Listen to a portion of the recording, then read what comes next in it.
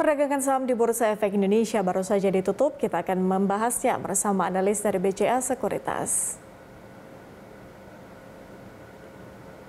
Pemirsa, IHSG ditutup menguat. Untuk membahas prospeknya, kita telah bersama Ahmad Yaki, analis dari BCA Sekuritas. Pak Yaki, selamat sore.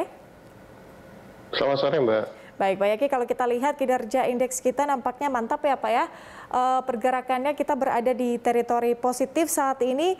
Bagaimana analisa Anda dari secara teknikal maupun fundamental terkait dengan pergerakannya, Pak Yaki? Apa saja sebenarnya sentimen yang kemudian menjadi pendorong indeks kita bertahan di zona hijau? Ya, kalau saya melihat sendiri sih memang sentimen penanganan dari pemerintah sendiri untuk COVID-19 sepertinya direspon positif oleh teman-teman trader dan investor dari domestik, karena kita tahu sendiri bahwa beberapa rumah sakit darurat mulai dibongkar, jadi ada potensi bahwa okupansi rate dari rumah sakit juga makin menurun. Ini membaik potensi untuk pemulihan ekonomi yang lebih cepat, dan kita tahu besok ada rilis data PDB dan konsensus masih optimis ini akan tumbuh di atas 6%. Jadi ini menjadi katalis positif lain untuk IHSG. Selain itu juga kalau kita lihat seminggu terakhir yang rilis laporan keuangan first half 2021, itu laporan keuangan juga cukup bagus ya untuk kalau kita lihat, walaupun kalau kita lihat di semester ini, walaupun kita tahu semester lalu di periode yang sama memang kinerjanya sangat buruk karena PPKM masih sangat ketat ya di waktu itu. Jadi memang dibandingkan tahun lalu, kinerja di tahun ini udah mulai membaik dan optimisme akan pemulihan ekonomi juga cukup bagus sih. Selain karena penguatan rupiah juga. Oke, Pak Yaki, tapi kalau bisa digambarkan begitu, seperti apa sih sebetulnya selera investor, Pak Yaki, di tengah banyaknya sentimen-sentimen tersebut terkait dengan tadi pengaruh PPKM, COVID-19, dan juga data-data ekonomi. Bagaimana arahnya nanti untuk bulan Agustus? Kalau lihat di bulan Agustus ini, kalau kita lihat ada dua sisi yang kita bisa lihat. Yang pertama, historical IHSG selama 5 tahun terakhir, termasuk pandemi di tahun 2020, untuk bulan Agustus sendiri masih mencatatkan probabilitas 80% positif. Jadi ada kemungkinan tahun ini juga di Agustus akan cenderung positif. Dengan average pertumbuhan di 5 tahun terakhir itu, kita lihat selama bulan Agustus aja itu sekitar 1,6%. Jadi kalau kita boleh berasumsi hal yang sama, potensi IHSG masih bisa di atas 6.200-an harusnya di bulan Agustus, karena kata positif masih cukup banyak ya, dan negatifnya cenderung lebih landai ya tekanannya. Jadi memang harusnya potensi untuk trading jangka pendek menarik. Selain itu juga ada beberapa aksi korporasi dari small bank yang ingin naik kelas, mereka melakukan red issue dan menambah modal, lalu injek dana dari beberapa BUMN. Ini bisa menjadi katalis positif sih. Dan sentimen menjadi bank digital juga menjadi katalis lain buat small bank sendiri.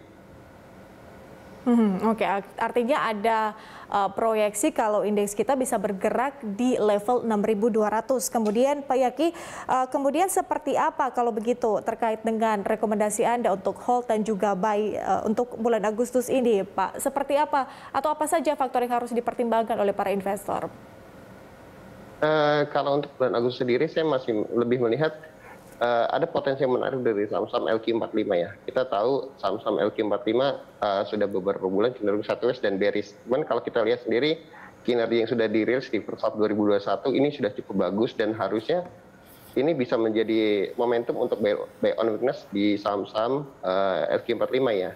Dan kita juga tahu salah satu banking terbesar, bank BUMN banking terbesar BBRI juga mau red issue. Ini juga menarik karena memang kita belum tahu harganya berapa, cuman di level 3.750 sampai 3.800 sudah sangat terbatas penurunannya, jadi memang menarik untuk beli di area situ. Selain itu juga ada Bank BCA yang berencana untuk stock split, tinggal menunggu persetujuan RUPS.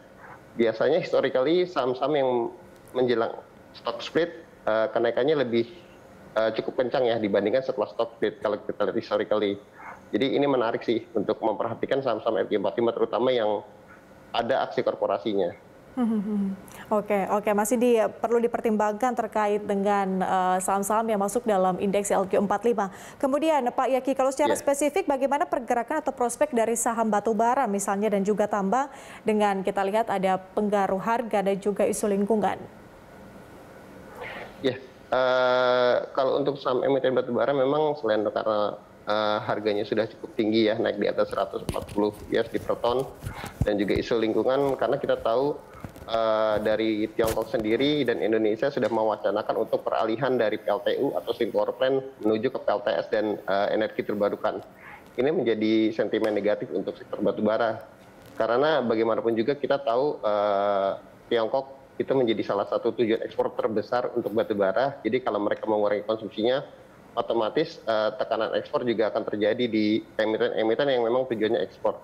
Jadi kalau saran saya sih ini agak riskan ya.